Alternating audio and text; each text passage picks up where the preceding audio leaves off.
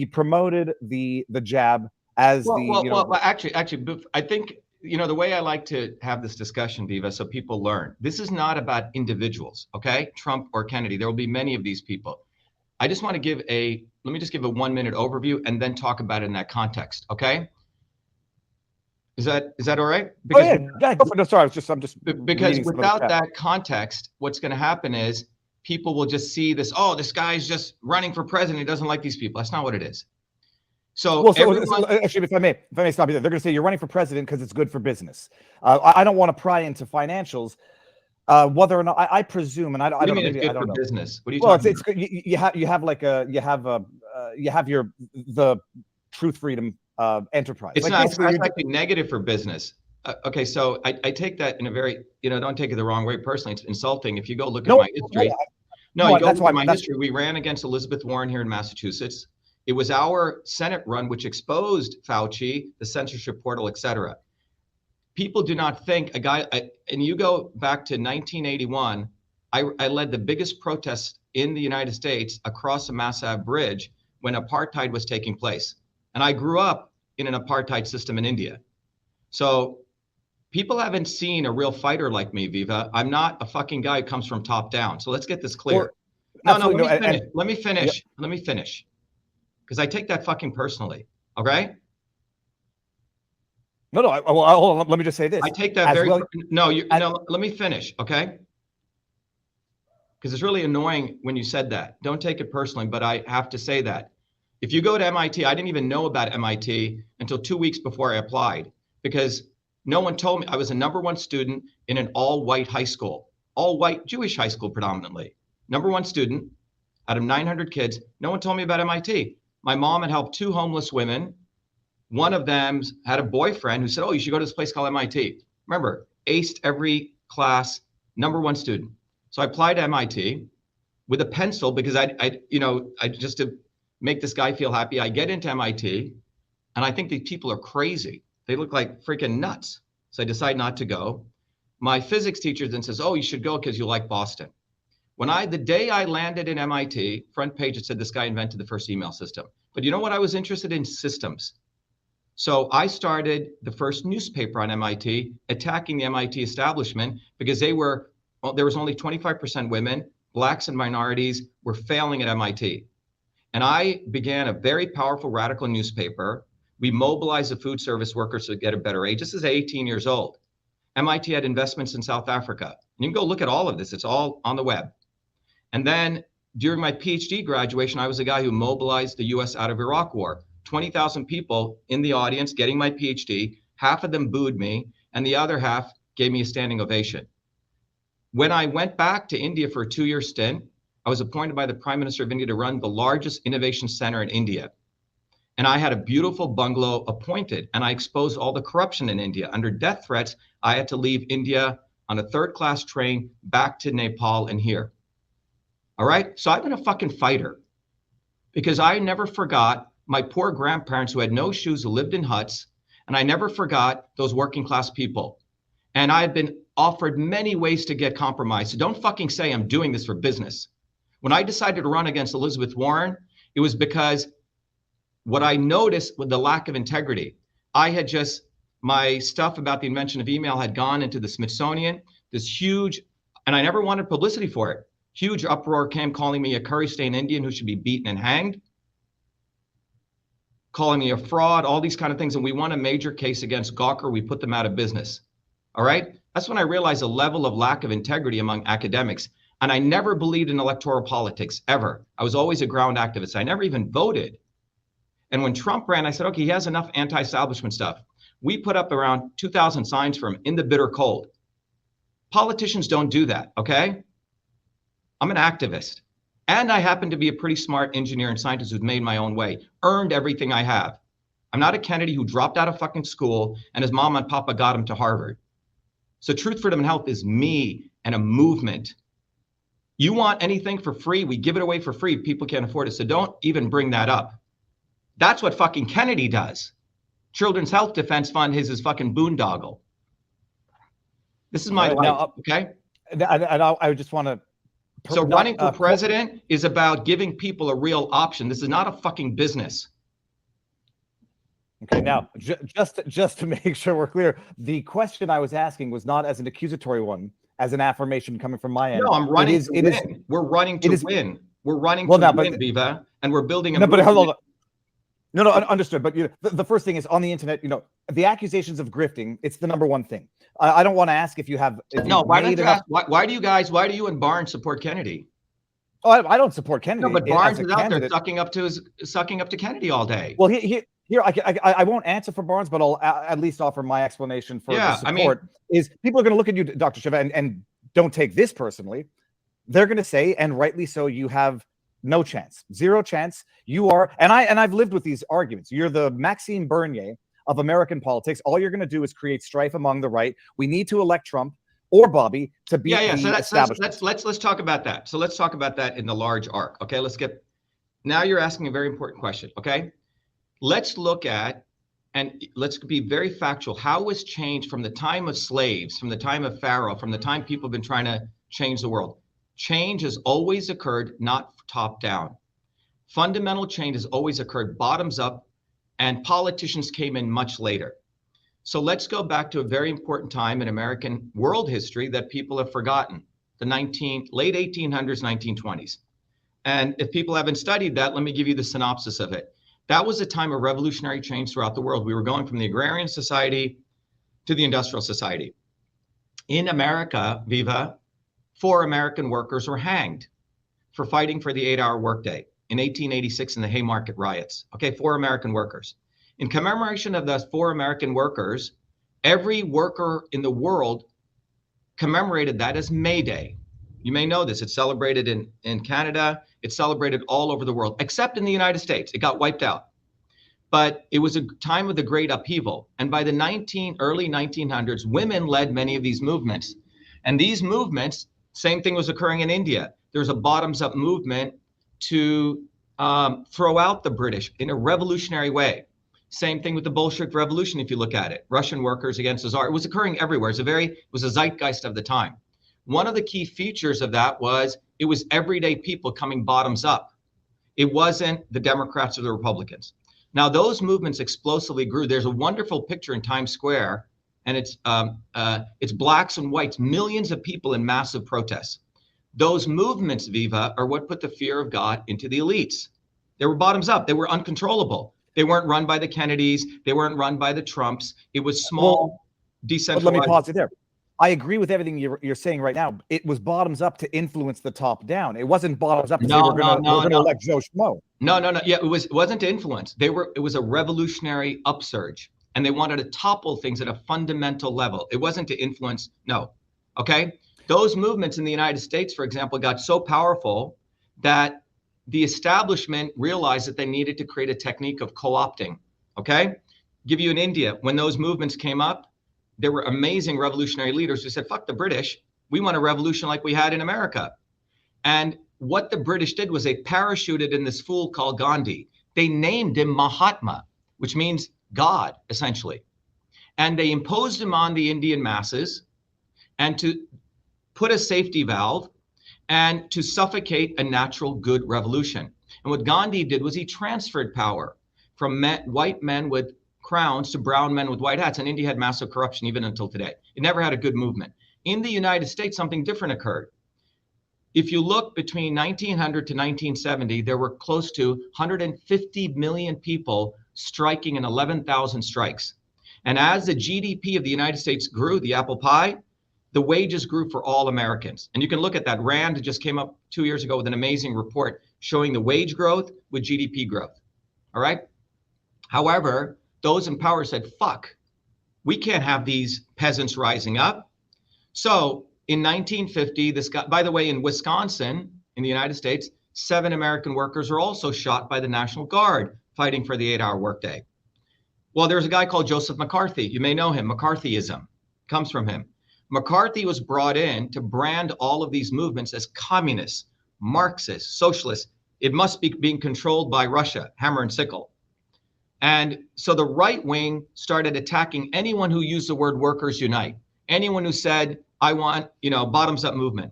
And then they got the left, the so-called left, the people like the Kennedys, the Bernie Sanders of the time, to overtake these unions, the not so obvious establishment.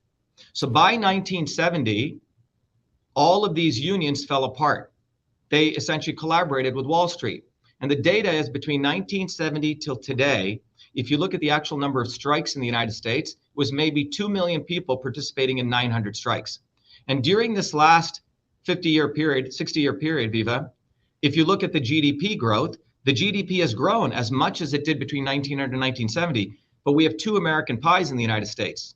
One American pie is for the elites, and the other is that it's actually shrunk. So the wages of the first and second income quartile have shrunk in the United States because they stopped fighting bottoms-up movements. So when I talk about building a bottoms-up movement, it is about a systems overhaul. And when I launched our campaign, I don't have the graph here, but if I were to draw a graph that went like this, the life expectancy in the industrialized nations is going like this. In the United States, starting in 1980, it's going like this. And this is from Kaiser Permanente. So the life expectancy, so if you're an adult in the United States, your son or daughter's lifespan will be less than yours. And how is it? Is it the vaccines? No. It goes back to 1980 and the policies of 1970. It was the what occurred to the food supply, the healthcare systems. It is a whole bunch of systems issues. We need a systems overhaul. And typically, since 1970 now, every time they know the masses are getting upset, they find a fucker like a Jesse Jackson. And they're the wings of the establishment. So he'll say shit against one wing. And this is a dynamic. It's a systems dynamic. And they suckered them back in. What's the name? Sanders is very effectively. He talked about workers. He attacked Hillary Clinton. But what did he do on the stage of the Democratic Convention? Lesser of two evils, and he's hugging Hillary. But this occurs with such a recurrent process. It is a innovation the elites have created. And so if you look at Trump was, if you're a conservative and you say, oh my God, Trump is suffering so much. Well, bullshit. Trump was brought in to fuck up the white working class. They had used Obama as a not so obvious establishment. Obama, 57% of Trumpers voted for Obama. Fascinating statistic. And of the Obama printed $8 trillion in 2 years, and he essentially kowtowed to the big banks at the end of the day. So the white working class and the black working class were pissed off. So then they bring in Trump. And what was Trump's job? Lock her up, right? His people got locked up. Hillary never got locked up, right? I'm against big pharma, drain the swamp. He brought in the swamp. And then for 4 years, they kept the American white working class in abeyance. Oh, he's going to do something tomorrow. Trump's a seventh dimensional chess player. See, he's got to keep Fauci there. So for 4 years, they executed everything they wanted. So I'll talk about Trump. What did he do? Well, let me stop you right there just for 1 second, because you'll appreciate let's see, either irony, paradox, or the turtles all the way down. I have heard the theory that Mahatma Gandhi was brought in to pacify the revolution, nonviolent resistance, and thus the revolution was less impactful than it could have been. You always hear the revolution. He stopped the revolution, create the Indian National Congress as a safety valve. Now, but and your theory and the theory that you're putting forward, which I agree with, and I think it's been done and historically proven, is bring in somebody to be the controlled opposition. But this argument can apply, whoever wants to say it, equally of you, Dr. Shiva. And I'm saying this not as an accusation, just as a reductio. Whenever people start fighting the system, they get called control opposition when they don't do it the exact same way that some people out there want them to. So you're going to be susceptible to the exact same critique that you're leveling now against the system. No, it's very different. You need to go do the historical analysis of the individual and their life, their personal and public integrity. And it needs to be all laid to bare view, okay?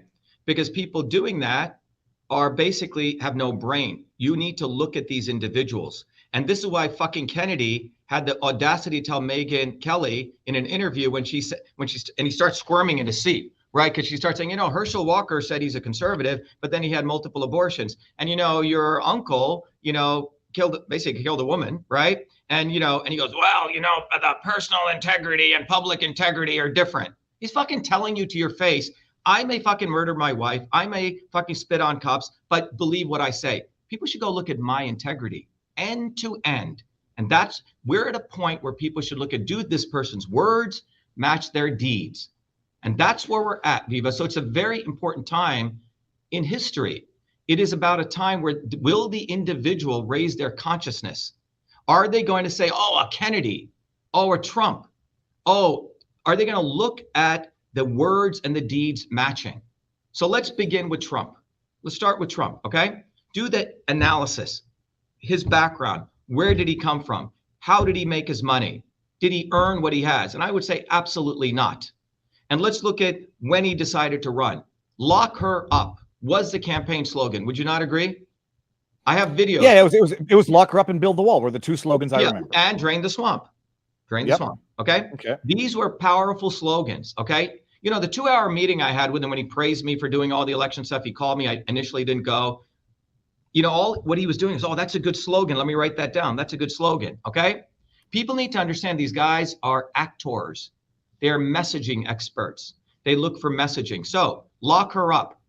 Now, if you go back and look 3 years before that, I was interviewed by the New York Times senior editor about what I thought about Hillary Clinton putting her server in her basement.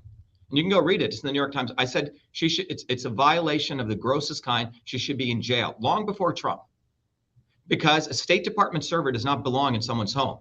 And in fact, a State Department official pulled me aside. He goes, Shiva, I got to tell you this. Everything you're saying is absolutely right. It's unbelievable she put a State Department server in her home so she could have deniability. All right, lock her up. If you go look at the videos, I'm going to get special prosecutor.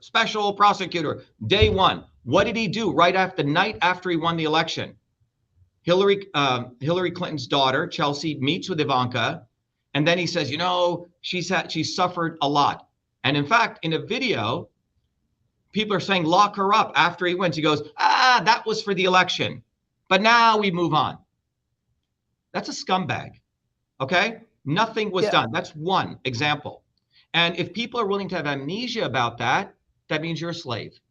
Let's go to number two. Well, let's stop at number one. People are going to say, look, he said it, but the Republicans, the GOP, they operate by civility. They don't cross the Rubicons that the left has crossed. And so, you know, he's not very different.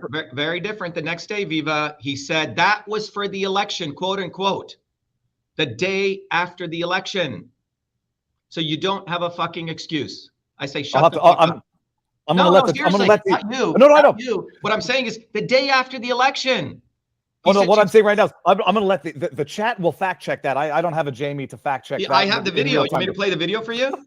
I have the actual video. Now it's I'll bring it up if you can. How quickly? I'll forget it. We don't need to waste time on that. Go look. People can find the video. Was Trump the swamp? I asked it as a question after I started connecting the dots, and it's a video where people are chanting "lock her up," and he literally says, that was for the election. Now we move on. Okay, so don't bring in the swamp.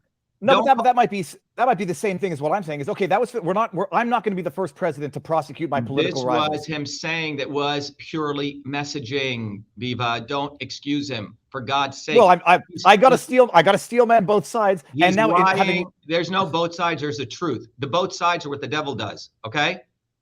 The truth is the truth. He said that and he meant it. He was telling the elites always tell it to your face. And people say, do they really say that?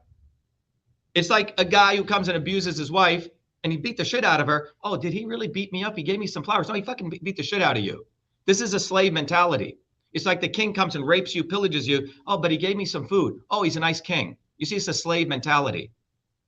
And this is a very different journey people need to go through. Do they have dignity for themselves, Viva? That's the question. So Trump said that. The next day he flips it. Give you a second example. He said, big pharma, go look at all the speeches. Big pharma, you know, we got to stop big pharma. Well, on the day of his inauguration, he got $1 million from Pfizer. He accepted it. He didn't have to accept it. Fact number two. Fact number three, go look at 2020, March of 2020. Who was the first person to call out Fauci? Me. And you can go look at all the Twitter streams. Go type in Fauci and you will see my name come up first. I put out a tweet which said this pandemic will go down in history to support mandated medicines, destroy the economy, and devolve freedom into censorship. You can see it. It had 40, 50,000 retweets long before the grifters came in. The next day, I ran the Fire Fauci campaign. Marla Maples, his former wife, reached out to me. She goes, Shiva, we love you. Me and Tiffany love you. I go, wow, great. So we did a podcast together, which you can find. And I wrote a letter on March 23rd, 2020 to Trump. As a scientist, as an engineer, who the year before had been awarded by the National Science Foundation, the prestige award to deliver the lecture on the immune system. And in that lecture, Viva, this is in November of 2019, I said, look, mandating vaccines is fucked up. Why? Because 1962, the fucker John F. Kennedy is the one who passed the 1962 Vaccination Act. The Kennedys are involved through it end to end. And I said the 1962 Vaccination Act is the core of the issue. It must be repealed. Why? And that's one of our campaign platforms. Why? Not like fucking Kennedy, I'm going to create safe vaccines by this corrupt thing. He's a fucker. He wants to create more regulations. But the 1962 Vaccination Act was created by Kennedy based on the 1915 understanding of the immune system, which only had the innate and the adaptive. And therefore, you're going to subvert the innate, put a jab in and create antibodies. Well, by 1962, 98% of measles was gone, and they created the measles vaccine in 1963. And that 1962 Vaccination Act created all of the corruption, Viva, in the United States. You probably had something similar in Canada, okay? And then people are getting injured because one-size-fits-all medicine doesn't work. And my position was, it's not vaccines or anti-vax, it's about boosting natural immunity. So by 1986, there were many lawsuits. The other murderous Kennedy, Ted Kennedy, who murdered a woman here, got away with it and gets books written about him that he's the lion of the Senate. Because the Kennedys... Some people might not know. Ted Kennedy's the one who ran over a woman with his car while he was not ran over. Worse than that, he was drunken fucker who ran off a bridge. The woman is dying inside a lake. He leaves and waits 22 hours to get his story straight. The father, Joe Kennedy, the master of PR. By the way, John F. Kennedy had venereal disease as a teenager, should not have been allowed he was X'd out of going into the Navy. His father changed the rules, made him a war hero, even though he blew up ships. The Kennedys have a history of being assholes. Then when that incident occurred right here in Chappaquiddick, Massachusetts, and the movie actually captures this, the father said, you fucking idiot, brings in 20 PR people, and they redo the story. That's what happened. Those are the fucking Kennedys. But Ted Kennedy, the reason I bring him up, he was the next so people are getting injured, filing lawsuits, Viva, in federal courts. Ted Kennedy on the Senate side sponsors a bill with Waxman, and it was called the National Vaccine Injury Program. That was later shoved into a budget bill. Reagan signs it, and it basically creates a National Vaccine Injury Program, which is basically a pseudonym, an anodyne term for protect Big Pharma. You cannot sue Big Pharma right now. The reason none of us can sue them for vaccines is because of that. Brought to you by a Kennedy. And then they have this other fool, Robert Kennedy, today, okay, who was a heroin addict, couldn't make it through school. Papa gets him to Harvard, couldn't get his bar passed. I mean, the guy gets handed out everything. Go look at his history and look at my history. I worked hard for everything I have. So it's time for people to realize, why are you sucking up? Why are you a star fucker? That's what they call you in Malibu and Hollywood. When you go get their signature, being serious, Viva, because I was married to one of those people. Yeah, when you walk away, they laugh at you and they call you a star fucker, okay? These people use a term, the masses are asses. So you look at the Kennedy lineage and you go look at my lineage. Now getting back to Trump. So he took, in his inauguration, go look at his FEC records. Type in right now, FEC, Donald Trump, Pfizer, and it'll pop up. All right? So Trump was brought in as a 1+1 system scientist equals 2 to quiet the American working class so they wouldn't build a bottoms-up movement. And he executed flawlessly, and he fooled a lot of people because Trump wanted to be a Hollywood actor. He wanted to be in production. His agent is a guy called Ari Emanuel, who owns Endeavor, formerly William Morris Agency, which runs every Hollywood actor, which owns Joe Rogan. That's his agent. So Ari Emanuel owns all the Hollywood actors and political theater. He owns UFC, and he just bought WWE. You see, it's all theater, man. And you can, if you really take away all the masks and you want to see things as they are, Trump is an actor. Then in March of 23rd, we sent him the letter. We said, look, don't shut down the fucking economy. I had a senior Stanford White House person call me anonymously, and he said, Dr. Shiva, Trump is not listening to us. Please do videos. You can help us. That's why, Viva, if you go look at it, I probably got 2 hours sleep since 2020 to 2022. You will see I did video after video after video educating the people on vitamin D, right? Never made a cent of it, okay? Zelenko took my protocol and packaged it. I could have made hundreds of millions of dollars. We taught people about the immune system, vitamin C, quercetin. I still get emails from people saying, Dr. Shiva, I was in the ICU. Thank you for your vitamin C protocol. You saved my life. So that's what I did, pure service. And the record stands on itself. Now, that letter got delivered to Trump. I said, don't shut down the economy. Fire Fauci. I'm telling you this as an MIT scientist who is a world renowned on the immune system. And what he did, and I said, take the really people who are at pre-existing conditions, quarantine them, and the others put them on a protocol, and don't shut down the economy. He didn't listen to that. On March of 2020, Trump was promoting lockdowns, and you can look at the tweet that Booby fucking Kennedy did saying, yeah, the lockdowns, we need the lockdowns. And if we lift them, COVID is going to come back hard, and we must save, and it's going to also save the environment. What did people do when a crisis is taking place? And don't give him fucking credit. Well, later on, after I attack Fauci for a year, he steals my material and writes a book, Real Anthony Fauci. Well, so I'll tell you one thing. He wasn't wrong about the environment stuff. I tell you, I've never seen more groundhogs in Montreal than ever, and apparently it's, you know, as a result of not having human disruption for a little bit. Bada bing, bada boom. Well, the climate change scam is what he promoted, and it's a carbon tax scam. Right now, I did a whole video on what's going on in Canada. If you look at the Canadian forest fires, Trudeau loves forest fires. He's a fucking arsonist. Well, and by the way, there's been some. Well, there's been some suspicious. There's been some confirmed arson. The only question is whether or not it's linked or not linked, but funded. It's more of a telepathic model, right? So what you do is, if you really look at from a systems perspective, forests. Number one is you need forest management. In the ancient days, indigenous people would do their things. They would do controlled burns. Okay. Number two, you need to make sure you have equipment when a forest fire occurs, those big bomber water things. He hasn't invested anything in that. And then you need personnel, firefighters. Many of these firefighters who are volunteered because they didn't want to get the vaccine are not there.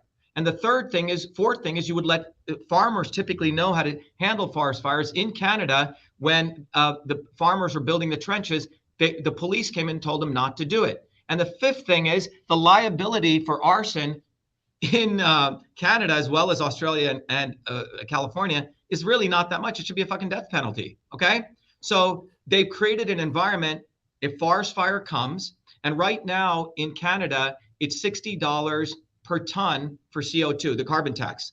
By 2029, they want to bring it up to $170 per ton. This is a fucking carbon tax game. And the climate change model, and I'm a systems guy. I went through the IPCC report. No, none of those models take into account clouds, Viva.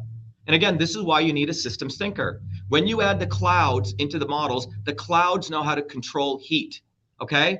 And they know how to maintain the Earth's temperature beautifully at 15 degrees centigrade. No different than your hypothalamus does. No different than your iris does. Your iris opens and closes to let in light. Same thing what the clouds do. And none of the climate change models include clouds.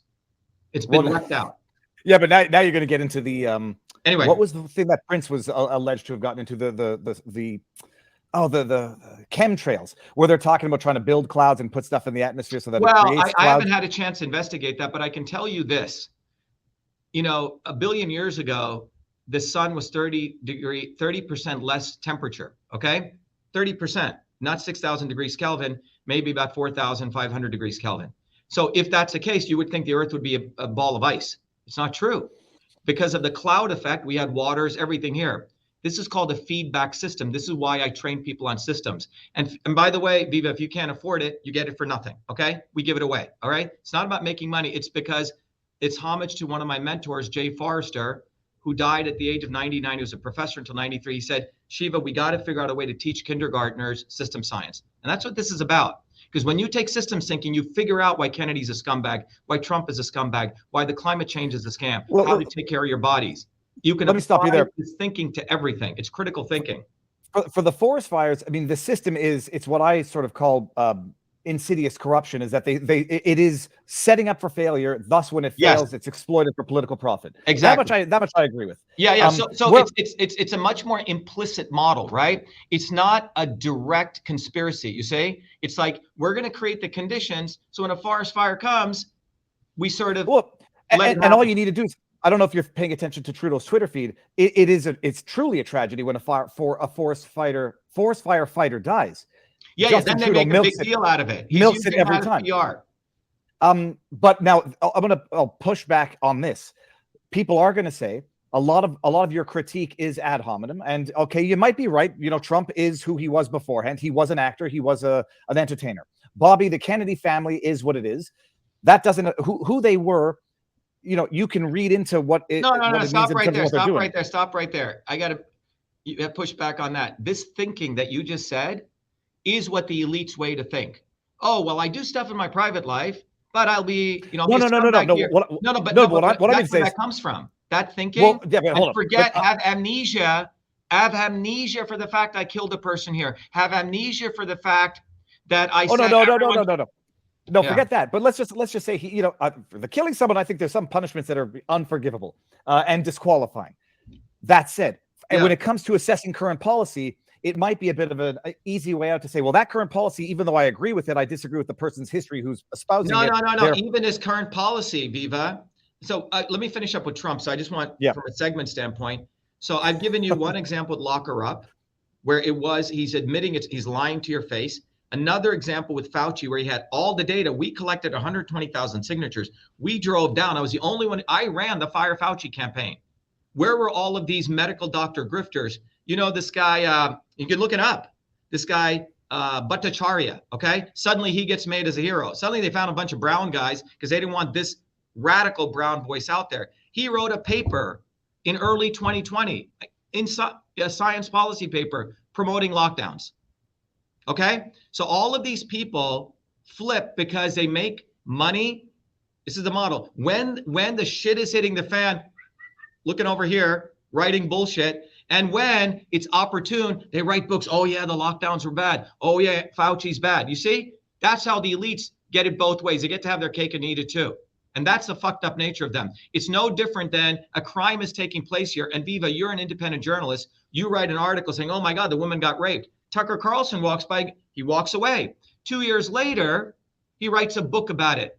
And that's what he did with the backdoor portal. He brings The Intercept on, which is a government front end. And he goes, oh, my God, I can't believe to Li Fang that this is going on. Well, we sent him the documents. You can't believe because you suppressed our story. Why? Because I'm an independent person, Viva. And this is a very important point. They do not want to give me the views or the credit because it'll make them irrelevant. We're not connected to the left or right. We don't need to suck up to Bobby Kennedy to get his views because I know what that fool is all about.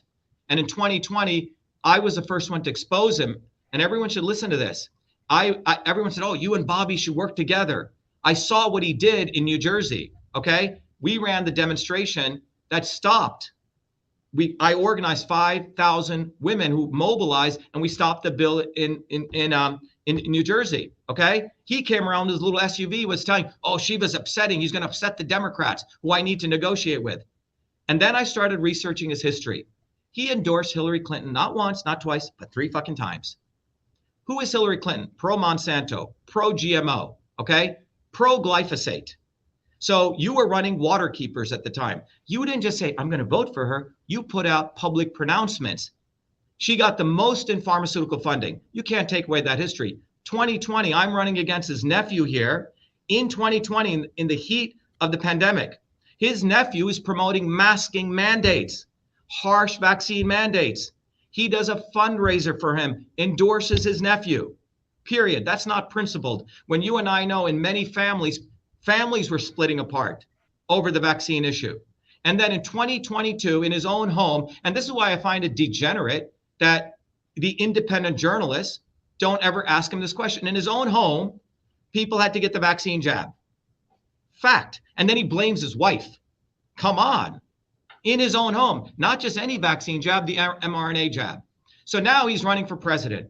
So his words, Viva, he's a very clever monkey. And I have emails from him to a former guy who was the Children's Health Defense Fund exposing him. And I may release all of them.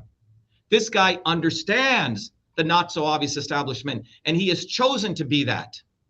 And I'm the only one exposing this because I understand the dynamics. But more importantly, we have a lot of people like that medical doctor who saw the video are getting it. People are not sucking up to him. And what did he do? Okay? What did he do? Every issue he takes, he speaks from forked tongue. Look at his speech on Ukraine. What does he say? We're all there for the right reasons. And then minutes later, I don't want regime change. Oh, I like my son being there. He's saying everything for everyone. Oh, because everyone can. Oh, but Bobby said that. Bobby said this, as though Bobby's your fucking friend. He's very clever on what he's doing.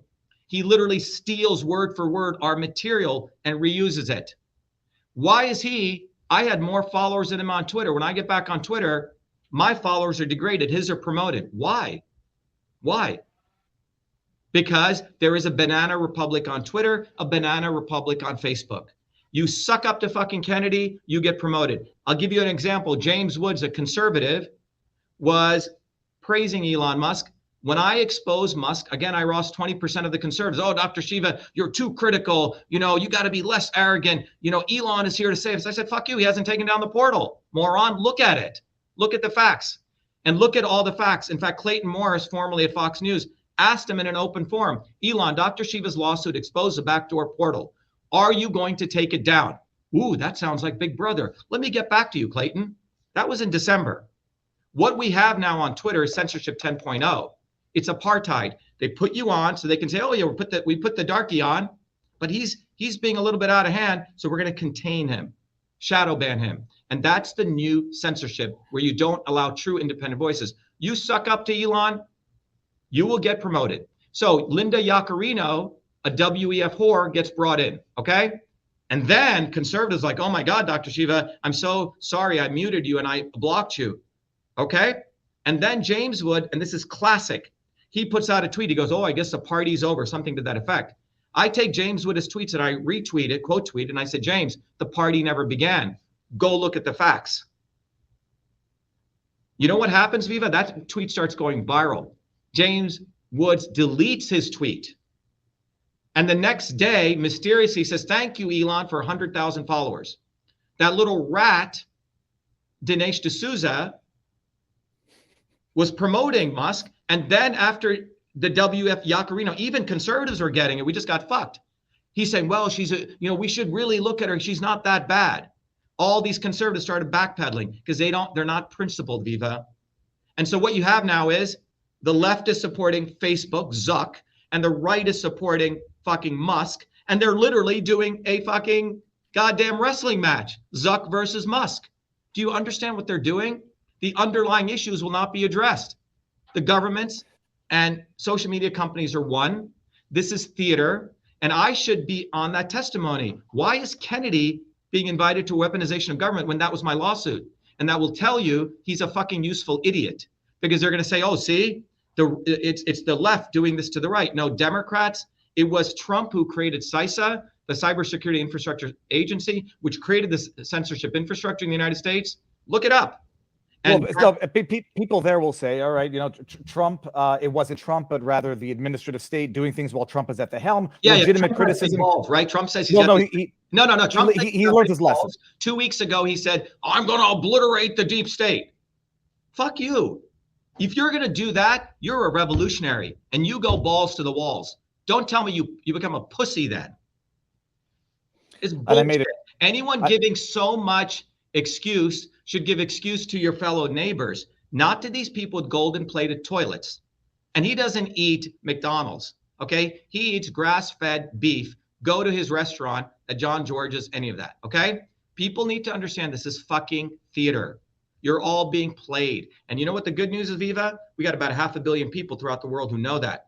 We do an open house. A woman in Christchurch, New Zealand, logged in. She goes, Shiva, I went to a big political meeting. I asked, how many people know Dr. Shiva? 50% of the room. They know us.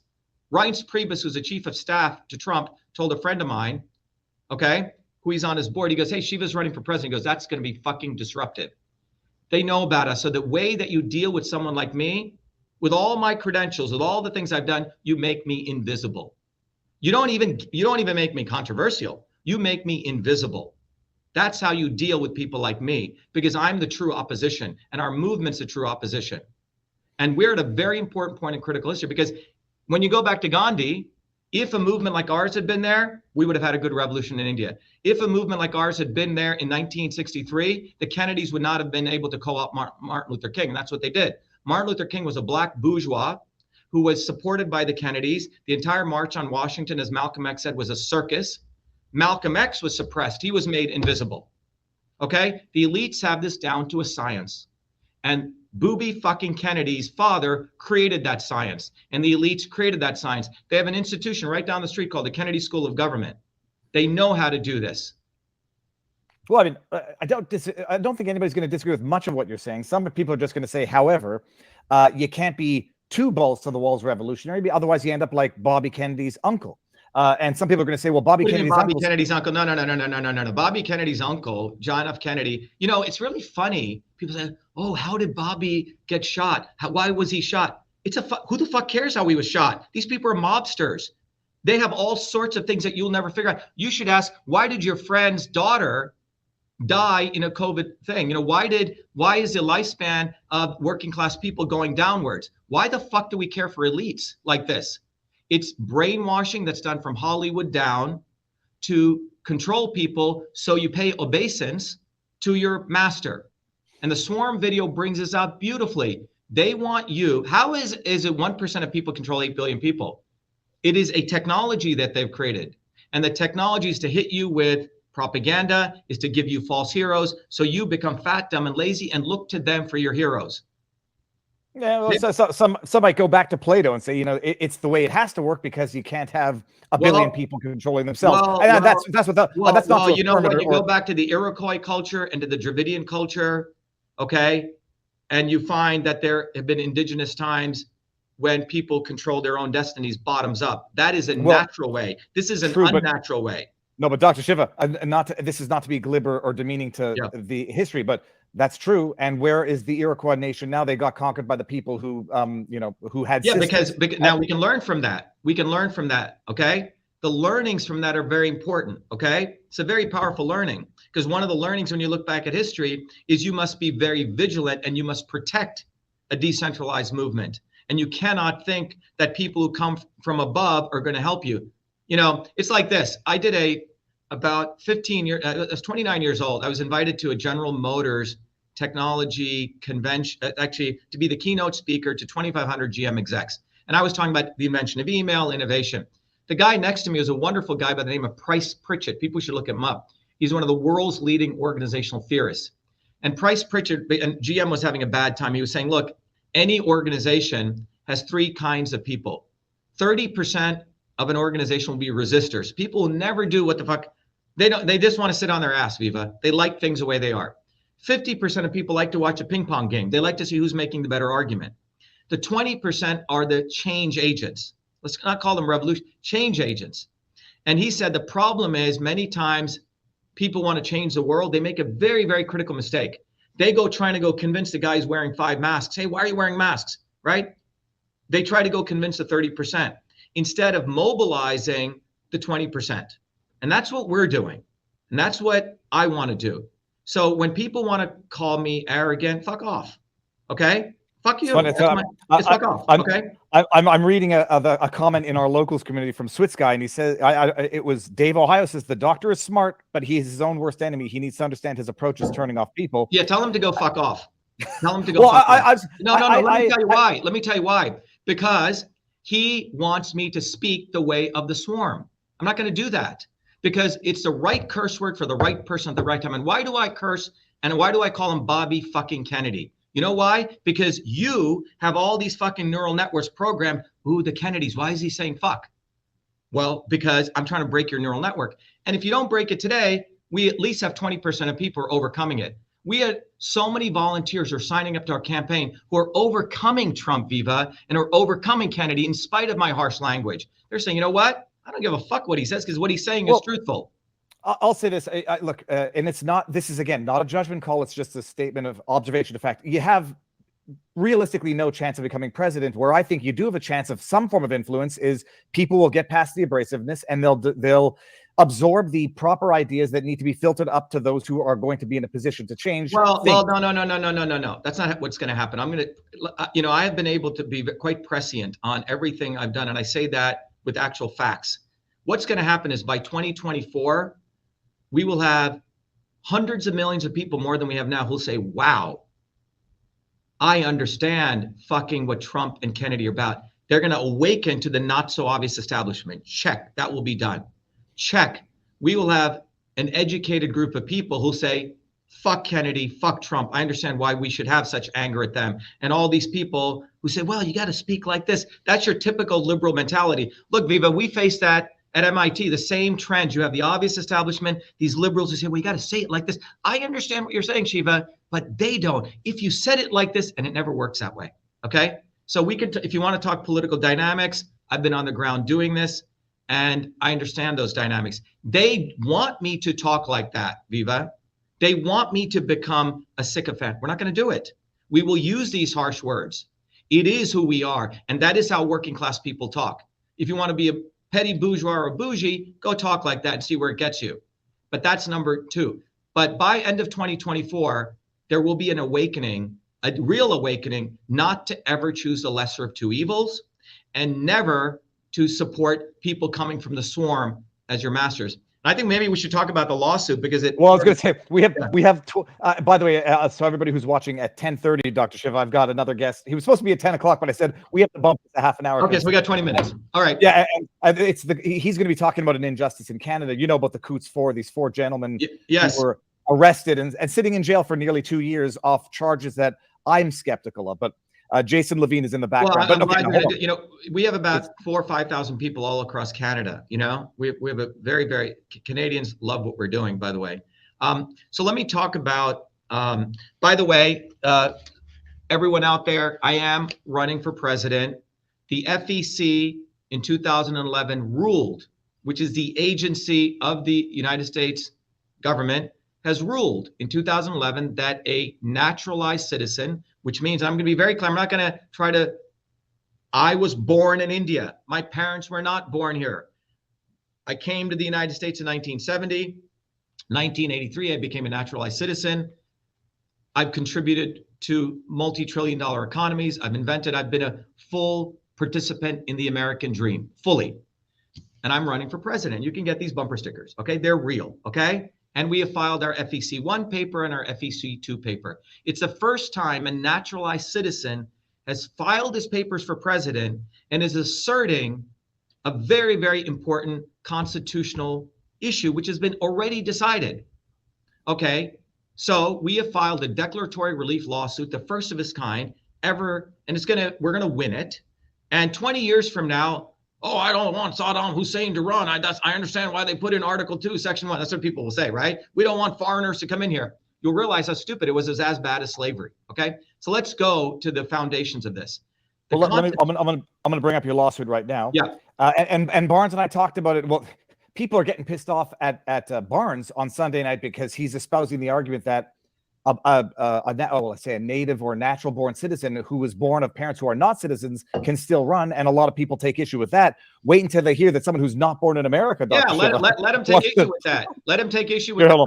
Look, I've had to deal with I've had to deal with this shit all my life. When I was in Viva, just a side note, when I was in 7th grade in this high school, I aced every class, and it's a very funny story. I aced every class. And then the teachers decide they're going to have an exam to determine who's the best student. Guess what? I don't get invited to fucking take the exam. So my parents went in and they said, what the fuck? My son has A+. And my mom reamed them out. And it was, predominant. All my friends were Jewish high school. He goes, are you going to fucking create a Hitler? And they said, what are you talking about? Oh, that's anti-Semitic. And then they let me take the exam and I won. So I've always been kept out, either because of my skin color, because of jealousy, whatever the fuck. So I've been through this since I've been 10 years old, okay?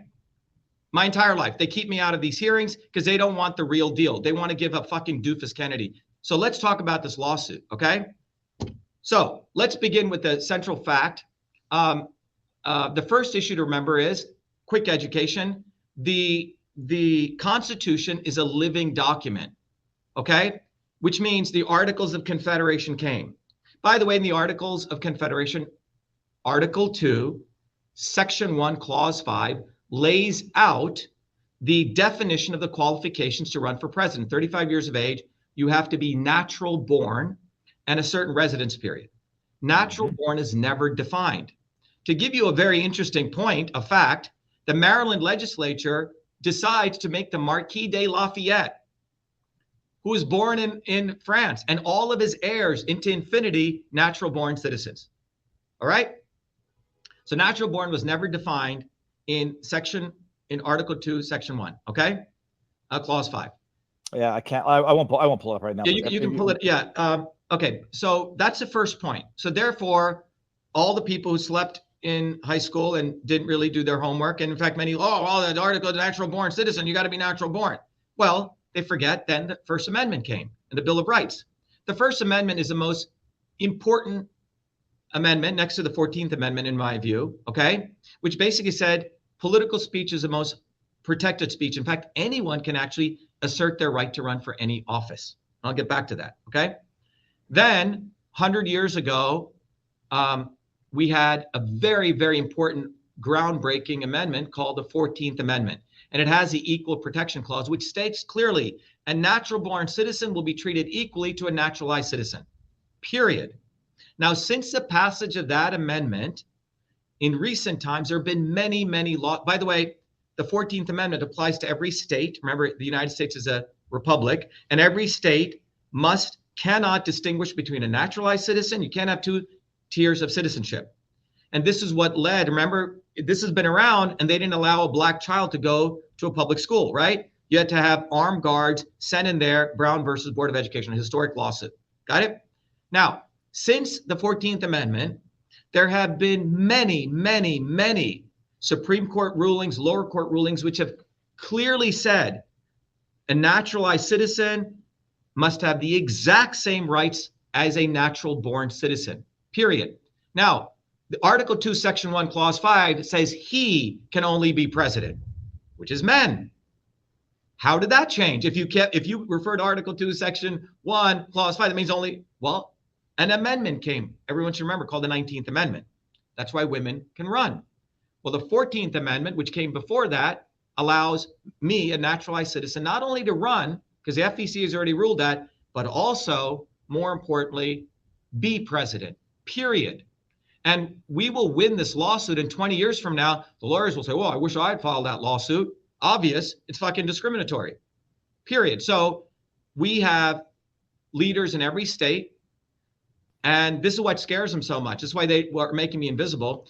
You know, you can get these bumper stickers, put it on the back of your car, 100,000 people will see it. But most importantly is that we need to get on the ballot in every state, Viva. Now, most of the Secretary of States are either appointed, dumb, okay? They don't know the law. They're part of this massive bureaucracy. So this lawsuit, if you go to the top of it, it says declaratory relief.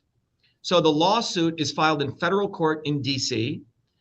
The defendants in the lawsuit are Gary Thompson, who runs the Election Commission, but more importantly, Merrick Garland, who's the Attorney General. And why are we filing it against him? Because we want the courts to order Merrick Garland, like Brown versus Board of Education, order him to tell all the states now, hey, this guy's running for office and it's unconstitutional if you stop him from getting on the ballot. So I'm preemptively doing this. Yeah, okay. Well, we've taught everybody watching this channel for a while knows injunctive relief, declaratory relief, and the lawsuit itself. I've shared it in our locals community. I shared it with the chat in Rumble. I mean, but the lawsuit's simple. You're preemptively asking not to be restricted on three counts. First Amendment. And now the issue. Before you get there, I just want to say, like, the joke is going to be, it's premature. It's premature, no standing, or it's moot. I mean, you're going to get. I would imagine they're going to say, until you have a problem, you don't have a problem. Come back when you have a problem. By then, they're going to say you should have done it earlier. So declaratory relief, do not prohibit me, allow me to be on the ballot. You filed your papers. Have they? What's the process when you do this? Do they get stamped approved? Yes. So you can go look at it, FEC 1 and 2. So what happens is, remember, the FEC, there's also another rule the courts have to do called agency deference. If you're the courts and an agency has already gone through, because there's called subject matter experts, and there's a whole body of law called agency deference. So in 2011, the FEC ruled in their thing, they said you can't get matching funds, but you can, a naturalized citizen can run for office and raise money. Okay? Period. That's been declared. So so in the United States, before you can run for office, I have to fill out paperwork called FEC 1, which says I'm running for office, and FEC 2, or the other way around, that declares your committee. Got it, Viva? I've filed those, and we've also filed how much donations we raise. We raised a couple $1,000s. We just started. Okay. So the FEC hasn't rejected my lawsuit and my papers. They haven't thrown it away, period.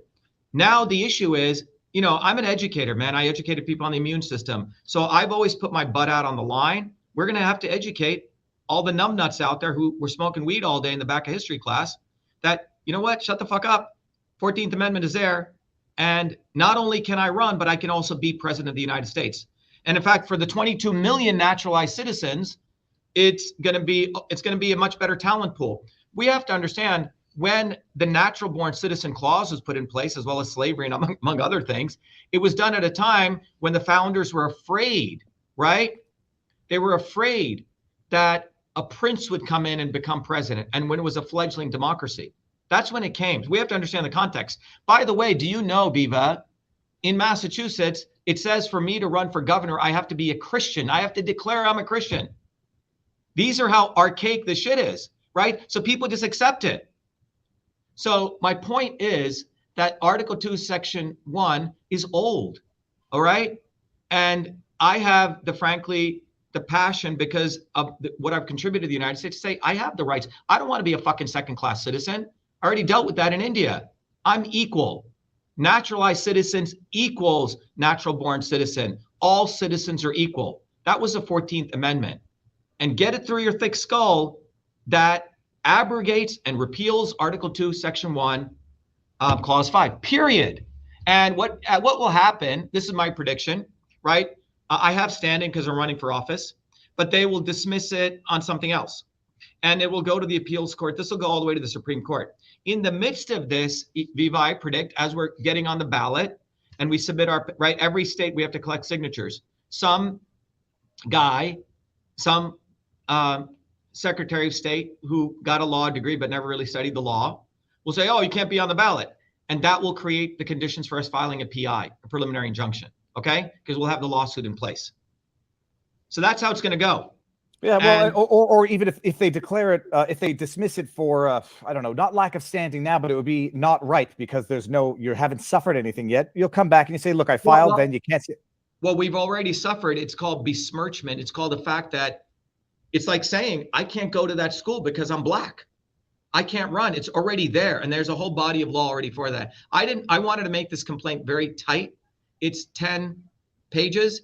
By the way, there's the #1 constitutional lawyer on this, Paul Clark, has written a wonderful Illinois review brief on this. He says it's unconstitutional to not allow a naturalized citizen to be president. Okay?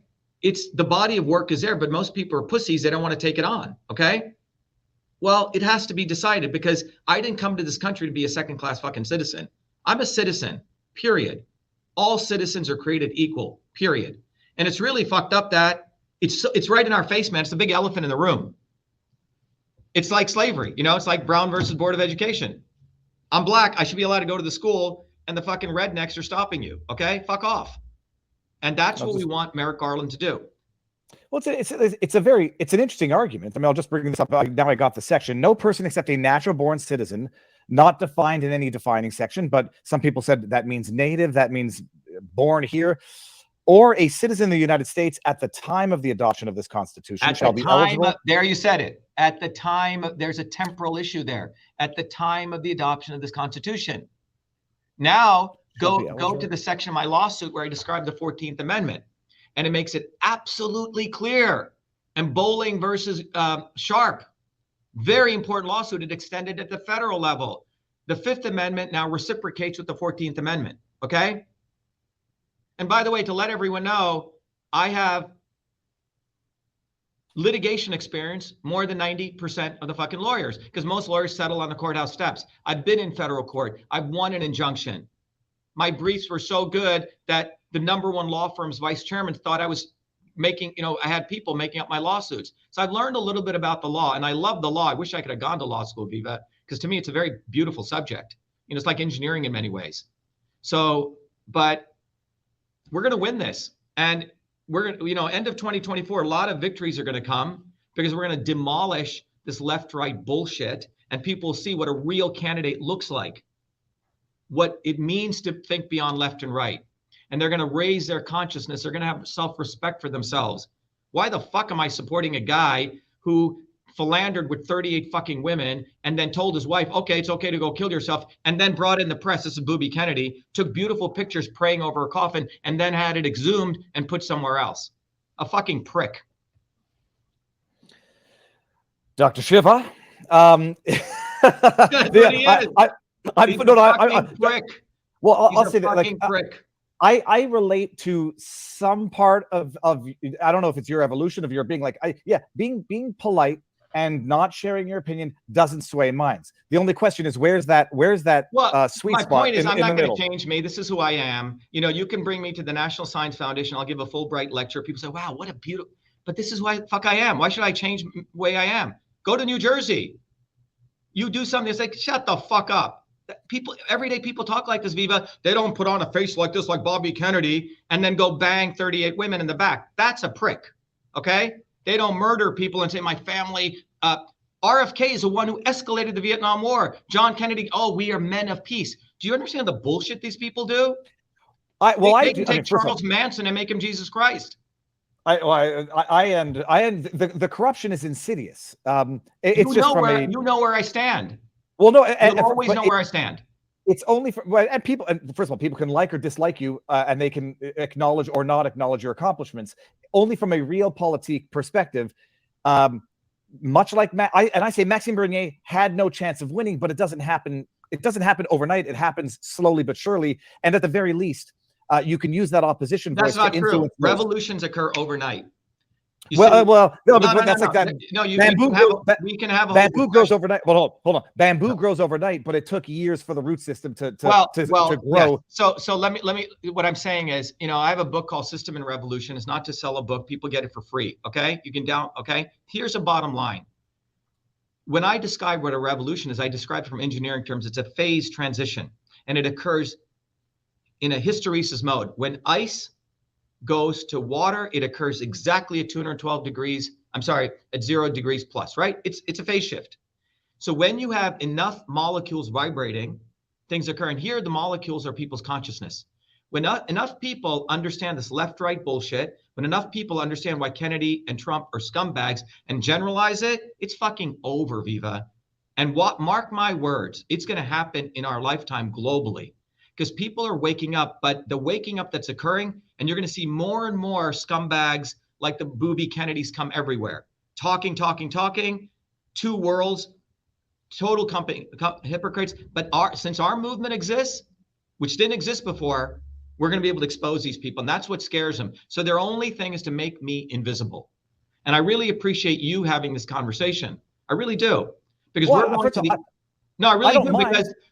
have to, in spite of the back and forth we've had, I just want to say that you're a fair human being. You're a good human being at a very deep level, because all of these other grifters will never put me on, because if they put me on, they'll say, fuck, this guy is real. And especially a guy like Joe fucking Rogan, who follows me. He's had many opportunities, but he knows the day he puts me on, people are going to realize what a fraud he is. That he goes with the wind. He's owned by a multi-billion-dollar organization. That he's owned by Ari Emanuel. He's an actor. He watches which way the wind blows. Delayed truth is deadly. But that's why I want to thank you, Viva. And I want to thank guys like you who have the prescience to know. You may not agree with everything I'm saying, but you know what? This guy deserves to be heard and deserves not to be made invisible. And that's fucking important. So thank you. That's a noble deed you're doing. I have my philosophy is I don't have to agree with you. And I agree with some of what you say, and I will respectfully disagree with other things that you say. And my other philosophy is give it the exposure, and for good and for bad, people will judge you, Dr. Shiva, and you're entitled to that judgment, especially if you want it. I won't, however, have a discussion with people who are pathological liars. Someone on Twitter challenges me, have me on your show. You just lied in a number of tweets. I'm not going to entertain that type of discourse, but certainly legitimate. Right. But what I'm saying, Viva, is there's what the establishment now does is put forward their obvious people, and then they create the controversy. Trump gets indicted. He makes $20 million. Ooh, Kennedy's bad. He gets promoted. They create theater. And the true people, bottoms up people like myself and others, get made invisible. And the revolution will occur. It's not me or in people's minds when they at least have the opportunity to listen to someone like me who gets made invisible in spite of all my fucking credentials. I just got accepted into Sigma Xi, which is a senior research society where they have 200 Nobel Prize winners. So I have done all the work you wanted me to do. I've aced everything. I've won every award. And you don't put me on your fucking shows, and you put a guy who's a degenerate like Kennedy and Trump? Why? I did everything you fucking wanted, and you don't put me on? Fuck you. That's what I say. And I say praise to you, Viva, for putting me on, because those people are unfair. They're part of the swarm. And that's why change doesn't occur, because they hide real change agents like me. And they don't even let people give an opportunity. Well, let me hear him. Okay, I don't like he's cursing. Yeah, he may be arrogant, but they get to hear my voice. And they don't want independent voices, because independent voices scare them. And Kennedy literally steals my words and makes podcasts out of them. And that's the not so obvious establishment. But you've given me the opportunity to call out that bastard and Trump. And I know you'll make some friends and you'll make some enemies. Dr. Shiva, thank you very much. Well, I thank you, man. Viva, I really, really thank you. I really do, from the bottom of my heart, and for all those people who look to me and our movement to have a voice. Because without freedom, without the ability to have discourse, there will never be great science. And without great science and truth, you will never have health. And without health, we can never fight for freedom or truth. And that's what our movement is about. It's about intersecting all these three things, period. And that's what needs to happen for the world to advance consciously, because our leaders reflect our consciousness. If you keep electing people who openly tell you my public integrity and my private integrity don't have to match, you're going to get a scumbag of a society. We have to meld your words and your deeds, like all the ancient sages and the great spiritual leaders always talked about. And we can do that. And it's not like an exception to the rule. It can be what the rule is. And so we're at a very important inflection point in human advancement. And that's what we're trying to do here. Excellent, Dr. Shiva. Thank you very, very much. And we'll continue to be in touch, but we'll follow the lawsuit and you'll come back on and give us an update. Follow the lawsuit. And we're going to be doing another major lawsuit, because I had to wait 6 months, against DHS and CISA. It's going to be a damages lawsuit for, going back to what the judge did to us here. And I'll be doing that myself. So I'll come back on for that. That's going to be a profound lawsuit, because Musk is also going to be a defendant in that. Well, maybe we'll have one day you and Musk, and you'll duke it out on the interwebs. Invite Kennedy and Trump and me. See if they show up. They won't. I might not be big enough for. I'll extend the invitation. I'd love to have RFK on. There's no question about that. Yeah, have Barnes modulate it if he wants. I would have Eric Hunley, moderate, because he's more, he hasn't taken a public position as much yet. All right. Dr. Shiva, thank you very much. We'll be in touch and we'll keep in touch. Thanks. Be well, man. My pleasure. Thank you. Have a good one. All right. Bye-bye. Yeah. Jason Levine has been in the background. Holy cows. So everyone, that was my interview with Viva Lafray. By the way, to those of you listening, share this video wherever you can. YouTube has banned me for 7 days because I put up a chemical equation showing how adrenochrome could be created. And that's what's happened. So get this out everywhere, guys. But the bottom line is a couple of things you can do, right? Number one, learn for your own sake. Don't do it for me. It took me 40 years to create this entire infrastructure called Truth, Freedom, Health. Go to truthfreedomhealth.com, contribute, become a warrior scholar. When you contribute, you get all sorts of stuff. But right now, another thing you can do is go to shivaforpresident.com. One of these bumper stickers, put it on the back of your back windshield, on the lower back. 100,000 people will see it. Okay? That's something everyone can go to do. Go to Shiva for President, volunteer, donate whatever you want. When you donate, by the way, I give you stuff. Okay? It's a reciprocal relationship. I'm not one of these scumbags. Give me money. Oh, I have an indictment. Give me money. No, you give us money. We give you education and knowledge. So go to truthfreedomhealth.com, contribute, or go to shivaforpresident.com, shivaforpresident.com. Let me see if there's any interesting questions here. Okay. Let's say we have Shiva 2024, Brett Farka. Great. Yeah, someone here says, the algorithm is bullshit. They shadow ban the fuck out of you, Dr. Shiva. Thank you for using the right words. Okay. Someone says sticks and stones, love. Great. Bonnie Jones says, truth, get this through your thick skulls. Great. Someone says fire heats water, extinguishes fire. Great. So anyway, I hope this is valuable. We'll be doing 2 more interviews today, but get these videos out, download it, put it up on YouTube, get it out there.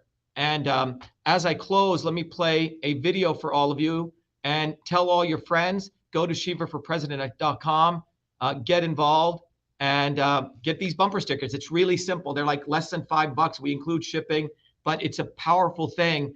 Millions of people out there, that puts a fear of God into the establishment. They go, holy shit, these guys are everywhere. You want to do something and you want to scare them, get one of these bumper stickers, put it on the back windshield of your car and volunteer, because we want to get on the ballot. And all of you, wherever you're in the world, put it on, because this is a movement, okay? It's a global movement for all of us. Thank you. Be well, be the light. Let me play this video, and I'll be back to say goodbye. Who would have ever thought I'd be running for president of the United States of America? I was born a low-caste untouchable in India's caste system, a system of aristocracy, oppression, and racism. My name is Dr.SHIVA Ayyadurai. I'm an MIT PhD, a Fulbright scholar, a scientist, engineer, entrepreneur, and inventor. My family and I left India to come to America on my 7th birthday. I grew up in the working-class neighborhoods of New Jersey, playing baseball, mowing lawns, painting houses, and coding software. My friends and neighbors are blacks, Italians, Irish, people of all races. As a 14-year-old, I wrote 50,000 lines of software code to create the world's first email system, and was awarded the first U.S. copyright for email, recognizing me as its official inventor at a time when copyright was the only way to protect software inventions. I did that long before I ever came to MIT, revealing that big innovations can occur anytime, any place, by anybody. Growing up, I saw politicians dividing us by race and religion in both America and India, to have us fighting each other while they remained safe in their gated communities and in their playgrounds of Hollywood, Martha's Vineyard, and Silicon Valley. I'm a fighter. I fought racism and exposed their imperialist wars, fought for workers, and put my life on the line against global corruption. I never wanted to run for political office. All that changed when I saw working Americans as never before being duped by the establishment and the not-so-obvious establishment. Across left and right, we were being sold out and made to forget why we came to America and why America existed. Lawyers, academics, billionaires, celebrities, and politicians, elites, Clintons, Kennedys, Bidens, Obamas, Bushes, black and white, have hijacked America. They printed trillions for their friends. They delivered crumbling infrastructure, corruption, and racism. They've transferred trillions to themselves, dividing black and white, fear-mongering, and fake science, lockdowns and censorship, dirty air, food, and water, pushing drugs upon us, making us sicker. We've been sold out. One set of rules for them and another for us. We deserve a warrior with a history of courage in putting everything on the line for you, who believes in you, not them, who has created a movement bottoms up for truth, freedom, health. I've exposed their lies at the right time, never waiting until it was popular. I've exposed their false gods who exist to lead you back to them. I've exposed their fake science of lockdowns and masking and provided you solutions to fight them and win and protect your immune system, saving millions. I exposed Fauci, galvanized the Fire Fauci campaign when others remained silent. When they stole our election, we sued the government and Twitter in our historic 2020 federal lawsuit, exposing in bare view the government and big tech censorship infrastructure, the unholy alliance between government and social media companies. Where was Elon and his grifters? They stood by the sidelines and did nothing. They did not use their megaphones to help us when it could have made a big difference. Now our movement grows for truth, freedom, health, independent of all of them. Every day, millions are learning the science of systems, the knowledge the elites do not want you to have, so you may learn how to think, stand up, and fight, independent of the establishment of left and right and their fake heroes. Now it's time for you to join the movement, to win back America, to win back truth, win back freedom, win back your health. That's why I'm running for President of the United States. This race is about you. This race is about truth, freedom, health versus power, profit, control. We've had enough. They think we'll fall in line and vote again for their lawyers, celebrities, billionaires, and chosen ones from above. We choose our heroes from below, from the rank and file, who do what is right at the right time, not when it's convenient and popular. They can never represent us. What America needs is a movement by the working people, for the working people, who are educated, organized, decentralized, and fight for independence from their systems of control. And that movement exists. It's ready for you. We don't need them. We need us to go bottoms up, neighbor to neighbor. My journey, your journey are all the same. It's our time. It's time we had one of us. It's time to win back truth, freedom, health, to win back America. Be part of this historic movement, all the way to our victory on November 5th, 2024. If you're an American citizen, pledge your vote now for Dr. Shiva Ayyadurai, the independent candidate for U.S. President. No matter where you live, you can be a part of this. Volunteer as little as 20 minutes a day. Don't delay. This is Dr. Shiva Ayyadurai, and I approve this message, paid for by Dr. Shiva for President.